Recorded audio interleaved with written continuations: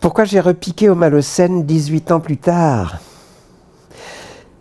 Je crois que la réponse la plus simple, c'est parce que j'en avais envie, quoi. J'en avais envie. J'avais envie de retrouver, bon, les personnages, bien sûr, mais l'écriture surtout.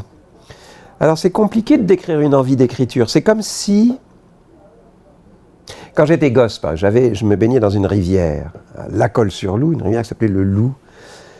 Mais l'écriture, c'est pareil. J'ai eu comme envie de replonger dans la même rivière, qui coule depuis longtemps maintenant, qui est une écriture très particulière que j'avais mis au point pour les Malocènes. J'ai eu envie de cette écriture-là.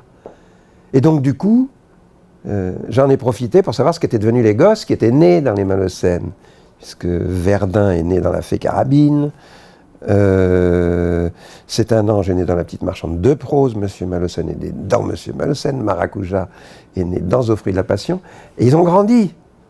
Verdun a 29 ans, elle est juge d'instruction aujourd'hui. Aujourd'hui, c'est une juge d'instruction, je ne conseille pas d'avoir affaire à elle. Et la petite Maracuja, elle a 17 ans. Évidemment, comme c'est une Malocène, elle est déjà amoureuse. Il n'y a rien à faire avec ces gosses. Ils sont beaucoup plus difficiles encore à élever que la première génération.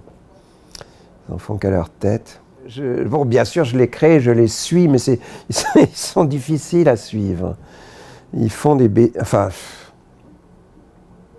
Non, comme père, je suis consterné, quoi. Ils me consternent. Je n'arrive pas à les maîtriser.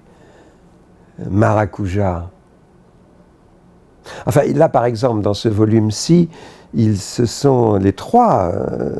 Bon, Verdun est donc juge d'instruction, une juge d'instruction pas commode. Monsieur Malocène, c'est un ange. Et Maracuja se sont mis en tête de passer l'été dans des ONG où ils ont une conception très particulière de la charité institutionnelle. Non, mais quand j'ai su ce qu'ils avaient fait dans ces ONG, il était trop tard, c'était fait, quoi.